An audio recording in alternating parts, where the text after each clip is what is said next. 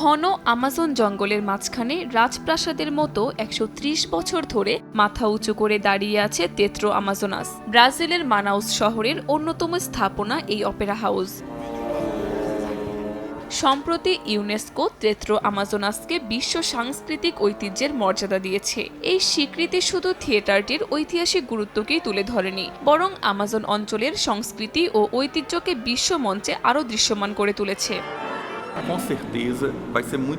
এই স্বীকৃতি আমাজোনাস অঙ্গরাজ্য এবং পুরো ব্রাজিলের সংস্কৃতির জন্য অত্যন্ত গুরুত্বপূর্ণ।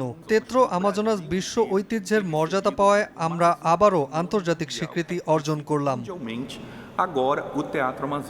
1884 সালে শুরু হয় এই থিয়েটারের নির্মাণ কাজ। দীর্ঘ 12 বছর পর 1896 সালের 31 ডিসেম্বর এর যাত্রা শুরু হয়। এটি 19 শতকের শেষ দিকে আমাজনের রাবার শিল্পের স্বর্ণযুগের স্মৃতি বহন করে। সে সময় আমাজন নদীপথের মাধ্যমে আন্তর্জাতিক বাণিজ্যের সঙ্গে যুক্ত ছিল মানাউস।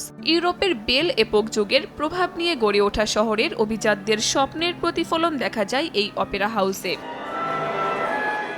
স্থাপনাটির নকশায় রেনেসাঁ যুগের স্থাপত্য শৈলীর প্রভাব রয়েছে। এর বিশাল গম্বুজে ব্রাজিলের জাতীয় পতাকার রঙের টাইলস বসানো হয়েছে। ইতালির কারারা মার্বেল, স্কটল্যান্ডের ইস্পাত, ফ্রান্সের আলসাস অঞ্চলের রঙিন সিরামিক টাইলস এবং ইতালির মুরানো কাচের ঝাড়বাতি সব মিলিয়ে এটি হয়ে ওঠে ইউরোপীয় নান্দনিকতা ও আমাজনের পরিচয়ের এক অনন্য সংমিশ্রণ। বাইরে থেকে দেখলে এটি খুব আধুনিক নকশার মনে হয়, কিন্তু সবচেয়ে সুন্দর বিষয় হলো এটি অতীতের ঐতিহ্যবাহী রূপও ধরে রেখেছে। তাই ভেতরটা দেখার জন্য আমি খুবই আগ্রহী, কারণ বাইরে থেকে এটি দারুণ আকর্ষণীয় লাগছে।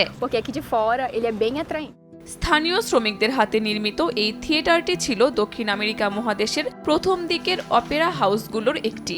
ইউরোপের বিভিন্ন অপেরা দল মানাউস ও বেলেম সফরের সময় এখানে নিয়মিত পরিবেশনা করত।